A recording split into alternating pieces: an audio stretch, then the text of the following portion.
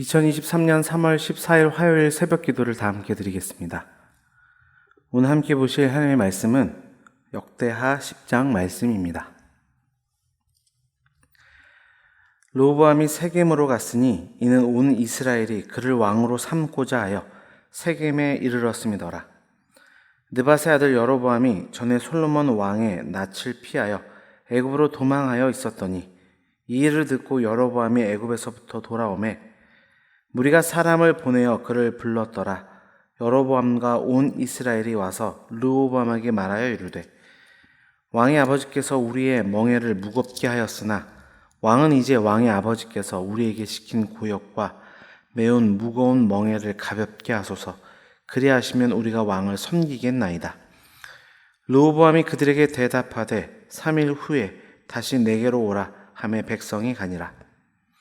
르호보암 왕이 그의 아버지 솔로몬의 생전에 그 앞에 모셨던 원로들과 의논하여 이르되 너희는 이 백성에게 어떻게 대답하도록 권고하겠느냐 하니 그들이 대답하여 이르되 왕이 만일 이 백성을 후대하여 기쁘게 하고 선한 말을 하시면 그들이 영원히 왕의 종이 되리이다 하나 왕은 원로들이 가르치는 것을 버리고 그 앞에 모시고 있는 자기와 함께 자라난 젊은 신하들과 의논하여 이르되 너희는 이 백성에게 어떻게 대답하도록 권고하겠느냐. 백성이 내게 말하기를 왕의 아버지께서 우리에게 매운 멍에를 가볍게 하라 하였느니라 하니 함께 자라난 젊은 신하들이 왕께 말하여 이르되 이 백성들이 왕께 아뢰기를 왕의 아버지께서 우리의 멍에를 무겁게 하였으나 왕은 우리를 위하여 가볍게 하려 하였은즉 왕은 대답하시기를 내 새끼손가락이 내 아버지 허리보다 굵으니 내 아버지가 너에게 무거운 멍에를 매게 하였으나 이제 나는 너희의 멍에를 더욱 무겁게 할지라. 내 아버지는 가죽 채찍으로 너희를 치셨으나 나는 전갈 채찍으로 하리라 하소서 하더라. 3일 만에 여로보암과 모든 백성이 르호보암에게 나왔으니 이는 왕이 명령하여 이르기를 3일 만에 내게로 다시 오라 하였습니다. 왕이 포악한 말로 대답할세 르호보암의 원로들의 가르침을 버리고 젊은 신하들의 가르침을 따라 그들에게 말하여 이르되 내 아버지는 너희의 멍에를 무겁게 하였으나 나는 더 무겁게 할지라.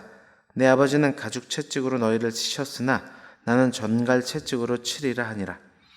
왕이 이같이 백성의 말을 듣지 아니하였으니 이 일은 하나님께로 말미암아 난 것이라. 여호와께서 전에 실로 사람 아이야로 하여금 느밧의 아들 여로보암에게 이르신 말씀을 응하게 하려 하심이더라. 온 이스라엘은 왕이 자기들의 말을 듣지 아니함을 보고 왕에게 대답하여 이르되 우리가 다윗과 무슨 관계가 있느냐. 이새의 아들에게서 받을 유산이 없도다. 이스라엘아 각각 너의 장막으로 돌아가라. 다윗이여 이제 너는 내 집이나 돌보라 하고 온 이스라엘이 그들의 장막으로 돌아가니라. 그러나 유다 성읍들에 사는 이스라엘 자손들에게는 르호보암이 그들의 왕이 되었더라. 르호보암 왕이 역군의 감독 하도람을 보냈더니 이스라엘 자손이 저를 돌로 쳐 죽인지라. 르호보암 왕이 급히 수레에 올라 예루살렘으로 도망하였더라. 이에 이스라엘이 다윗의 집을 배반하여 오늘날까지 이르니라. 아멘.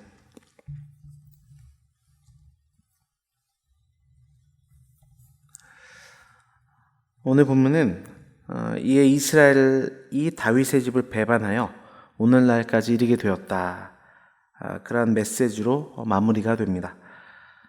결국 앞선 어떤 이유들로 인해서 북이스라엘과 남유다가 결국 나누어지게 되었다는 결론을 내리고 있는 것입니다.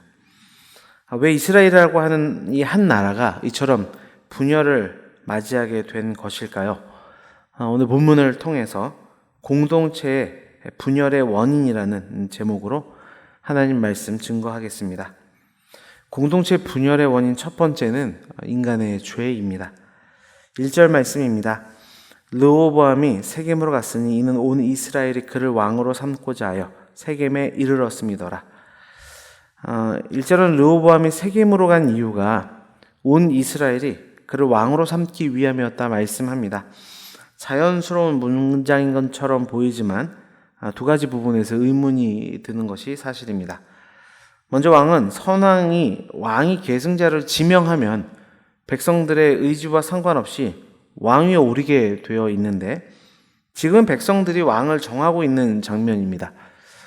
또한 그 장소가 성전이 있는 예루살렘이 아니라 세겜이라는 점도 특이한 지점입니다. 사실 여기서 말하는 이스라엘이라고 하는 것은 이스라엘의 12지파를 의미하지 않습니다. 유다와 베냐민 지파를 제외한 북부 10지파를 지칭합니다. 그러니까 북부 10지파가 르호보암을 자신들의 당연한 왕으로 인정하지 않고 자기들의 의견이 르호보암이 수용했을 때 그를 왕으로 인정하겠다는 뜻으로 세겜에 모이게 되는 것입니다. 새로운 왕을 세워야 되는 이 공동체의 가장 중요한 시기 가운데 왜 이렇게 반역에 준하는 이러한 일들이 공동체 안에 일어나게 된 것입니까? 그것은 바로 하나님께서 이것을 정하신 바였기 때문입니다. 그리고 그 중심에는 솔로몬 왕의 죄가 있었음을 열왕기상 11장 11절은 말씀합니다. 여호와께서 솔로몬에게 말씀하시되 내게 이러한 일이 있었고 또 내가 내 언약과 내가 내게 명령한 법도를 지키지 아니하였으니 내가 반드시 이 나라를 내게서 빼앗아 내 신하에게 주리라. 하나님은 솔로몬의 죄악을 보시고 이스라엘을 나누기로 결정하셨습니다. 그리고 오늘의 본문에 나타난 이 사건들은 그 하나님께서 정하신 때가 되어서 비로소 성취가 된 것입니다. 주 안에 사랑하는 성도 여러분, 공동체의 분열의 중심에는 언제나 우리의 죄가 있음을 기억해야 합니다. 또한 그 죄는 공동체에 영향력이 큰 사람일수록 더욱더 그 파급 효과가 크다는 것 또한 우리가 기억해야 합니다. 그렇게 공동체의 연합을 위해서는 무엇보다 주의 말씀대로 살기로 결단하며 나아가는 거룩한 다짐과 삶이 있어야 될 줄 믿습니다. 이러한 우리 모두가 되기를 주님의 이름으로 축원합니다. 공동체의 분열의 원인 두 번째는 인간의 무지입니다. 4절 말씀입니다. 왕의 아버지께서 우리에게 멍에를 무겁게 하였으나 왕은 이제 왕의 아버지께서 우리에게 시킨 고역과 매우 무거운 멍에를 가볍게 하소서. 그리하시면 우리가 왕을 섬기겠나이다. 이제 이스라엘 백성들이 솔로몬의 왕위의 계승자인 르호보암에게 구체적으로 요청합니다. 그 요청의 내용은 솔로몬이 책정했던 이 부역과 세금이 너무 무거우니 경감해달라는 내용이었습니다. 솔로몬은 수많은 건축 사업으로 인해서 백성들에게 힘든 부역과 많은 세금을 부과할 수밖에 없었습니다. 그런데 르호보암 시대에 와서는 크게 국가 사업을 할 것이 없었습니다. 그렇기 때문에 과중된 부역과 이 세금을 경감해달라고 하는 백성들의 요구가 어찌 보면 당연한 것이었는지도 모릅니다. 따라서 르호보암은 그 상황을 잘 파악해서 지혜로운 결정을 내렸어야 했습니다. 그러나 어리석게도 그들의 소리에 귀 기울이지 않고 무지한 결정을 내리게 됩니다. 이것이 공동체를 이끌어가는 수많은 리더들, 크고 작든 간에 사명을 가지고 있는 교회를 섬기는 사명자들에게 주는 교훈의 말씀인 줄 믿습니다. 성도들이 처한 상황과 영적인 상태, 또한 그들이 당면하고 있는 시급한 문제가 무엇인지를 잘 귀담아 듣는 것이 무엇보다 중요하겠습니다. 더 나아가 바르게 지도하고 기도해 주는 것, 그것이 지혜입니다. 우리 공동체 안에 이러한 하나님의 지혜가 넘치기를 원합니다. 영화부에서 당에 이르기까지 이러한 지혜로 가득 채워질 때 무지로 인한 공동체의 분열, 어떠한 죄악이 틈타지 못하고 오히려 더욱더 연합하는 하나님의 역사가 나타날 줄 믿습니다. 공동체 분열의 원인 마지막으로 하나님의 섭리가 있습니다. 15절 말씀입니다. 왕이 이같이 백성의 말을 듣지 아니하였으니 이 일은 하나님께로 말미암아 난 것이라. 여호와께서 전에 실로 사람 아히야로 하여금 느밧의 아들 여로보암에게 이르신 말씀을 응하게 하려 하심이더라. 여기서 왕이 이같이 백성의 말을 듣지 아니하였다라고 하는 이 부분은 왕국이 분열된 가장 직접적이면서도 이 표면적인 원인에 대한 이야기입니다. 그러나 또한 르호보암이 백성들의 요구를 거절하게 된 것이 여호와로 말미암은 것이라 말씀하고 있습니다. 이것은 이스라엘의 분열의 궁극적인 원인이 하나님의 뜻이었다는 것을 말해줍니다. 하나님의 일찍이 아이야 선지자를 통해서 이스라엘 왕국이 분열될 것과 북부 10지파를 여로보암에게 주시겠다고 이미 말씀하셨습니다. 이것은 하나님께서 이미 이스라엘을 둘로 나누시기로 작정하셨음을 의미합니다.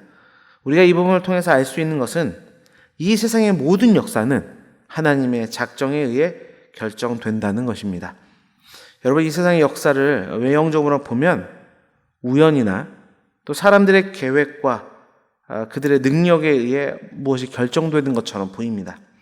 그러다 보니 우리의 연약함, 또 우리의 상황과 조건, 우리의 실패들이 우리의 삶 가운데 경험될 때 그것이 더 커 보이고 더 나아가서 담대함, 세상 가운데 우리가 가져야 할 담대함을 잃어버리게 되는 것입니다. 그러나 이 세상의 역사는 전적으로 하나님의 작정하심과 섭리에 의해서 이루어지는 산물들입니다.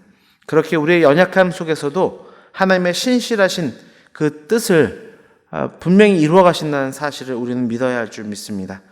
이 사실을 믿고 온 세상의 주관자이신 하나님만을 더욱 섬기며 나아가는, 그로 인하여서 우리 공동체 안에 하나님의 선하신 일들을 이루실 것을 기대하는 그 마음으로 나아가는 우리 모두가 되기를 주님의 이름으로 축원합니다. 기도하겠습니다. 아버지 하나님, 감사합니다. 오늘도 하나님의 살아있는 생생한 말씀을 우리 가운데 들려주시니 참으로 감사합니다.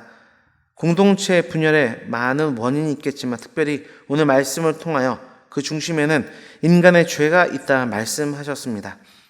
아버지 하나님, 우리 안에 죄를 멀리하고 말씀의 거룩함으로 나아가기로 결단하는 다짐과 그에 합당한 삶의 열매들이 주렁주렁 맺힐 수 있도록 도와주시어서 분열이 아닌 연합의 놀라운 축복의 역사들이 우리 가운데 넘쳐나도록 인도하여 주옵소서. 또한 분열의 원인에는 인간의 무지가 있다 말씀하셨습니다. 아버지, 우리는 어리석기 짝이 없는 자들입니다. 늘 주의 말씀을 통하여 하나님의 지혜를 공급하여 주시고 참된 지혜로 말미암아 이 공동체 안에 하나님의 나라를 수놓아 나아갈 수 있는 우리 모두가 되도록 축복하여 주옵소서. 또한 이 모든 것이 하나님의 섭리 아래 있다는 사실을 기억해야 된다 말씀하셨사오니 아버지 하나님, 우리가 때로는 우리의 연약함으로 인하여서 우리 공동체의 아픔과 분열을 맞이할 때가 있겠지만 그런 우리의 연약함에도 불구하고 하나님의 신실하심은 그분의 작정하심과 섭리 안에 자신의 일들을 반드시 이루어간다는 사실을 믿는 믿음 안에서 아버지, 우리가 담대하게 나아갈 수 있도록 주여 주장하여 주옵소서. 아버지, 이 나라와 이 민족을 위해서 늘 기도합니다. 하나님의 통치가 온전히 이루어질 수 있도록 인도하여 주옵소서. 하나님의 통치는 다른 어떠한 힘이 아닌 교회인 각 성도들이 삶의 자리들마다 하나님의 말씀의 뜻을 따라 살아가게 될 때 이루어지는 줄 믿습니다. 그러한 역사가 이 한국 사회 안에 넘쳐날 수 있도록 주여 주장하여 주옵소서. 온 세계가 재난과 기근과 전쟁으로 신음하고 있습니다. 아버지, 죽어가는 많은 영혼들이 있사오니 아버지 하나님, 불쌍히 여기시고 이 모든 것이 주 뜻 안에서 온전히 해결될 수 있도록 인도하여 주시며, 무엇보다 이 땅에 아버지 끊이지 않는 이런 어려움들 가운데 내세를 바라보며 영원한 날을 꿈꾸는 아버지 복음이 흥황케 나는 역사들이 온 열방 가운데 나타날 수 있도록 주장하시고 함께하여 주옵소서. 올해 우리 교회에게 주신 기원을 붙들고 기도합니다.